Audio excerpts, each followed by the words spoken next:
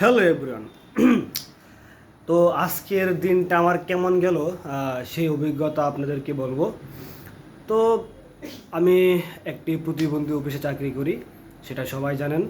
তো রেগুলারলি আমরা 6:30 ঘুম থেকে উঠে পড়ি। আজকেও তার ব্যতিক্রম হয় নাই, 6:30 ঘুম থেকে উঠি। ওঠার পরে ওদেরকে গোসল করাচ্ছি, তারপর ফ্রেশ হলাম আমরা নিজেরাও।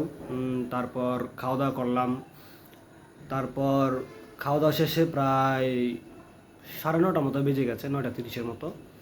তো আজকে শনিবার ছিল। শনিবার আমাদের কাজের দিন থাকে, আমরা আমাদের রুম টুম পরিষ্কার করি।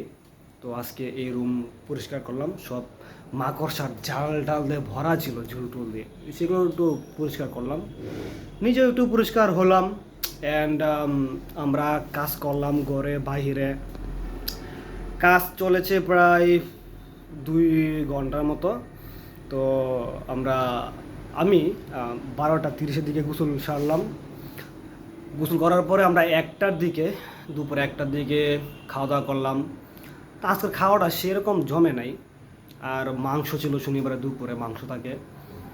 কিন্তু হয়েছে কি, মানে কয়েকদিন ধরে এত মাংস খাইতেছি, এত মাংস যে ভাল লাগে না। তো যার কারণে আজকে মাংস খাওয়া বাদ দিছি, আজকে ডিম ভাজি করে খাইছি, নিজের হাতে ডিম ভাজি। বাড়িতে থাকতে কোনো কিছু করি নাই, কিন্তু চাকরির অবস্থায় আসলে রে ভাই কী কমু, নিজের হাতে সব কিছু করতে হয়। তো ডিম ভাজা শিখলাম, শুরু করলাম ডিম ভাজা। তো আস্তে আস্তে আশা করি সব কিছু শিখে ফেলবো, তখন বউয়ের ধারও ধারবো না। আমার বউ যদি রাগ করে জায়গা শ্বশুর বাড়ির, কোনো সমস্যা নাই, নিজেরা তো নিজের রান্না খাওয়া খামু, বউরে তেল মারবো অসম্ভব। তো খাওয়া দাওয়া শেষ করে তারপর আমরা রেস্ট করলাম প্রায় 2-3 ঘন্টার মতো। তো 4টার দিকে আমরা উঠছি আবার সবাই, তো ঘুম থেকে।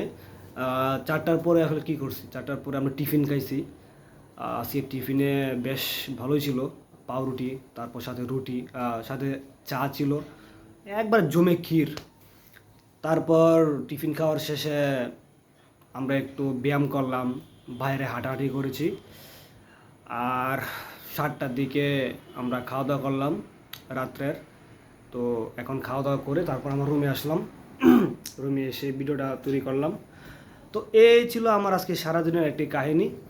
তবে আজকে বেশ কিছু মজার ঘটনা ঘটছে, যেমন খালা তরকারিতে লবণ দিতে ভুলে গেছে, কাঁচামরিচ দিতে ভুলে গেছে, তো যার কারণে বেশি খাইতে পারি নাই। আসলে মন বলা হচ্ছে, তো কিছু করার নাই, আসলে বিষয়টা হচ্ছে এরকম। তো মোরাল অফ দ্য স্টোরি হচ্ছে, নিজে বাঁচুন, আনন্দ সহকারে বাঁচুন, লাইফটা এনজয় করুন, এইটুকুই।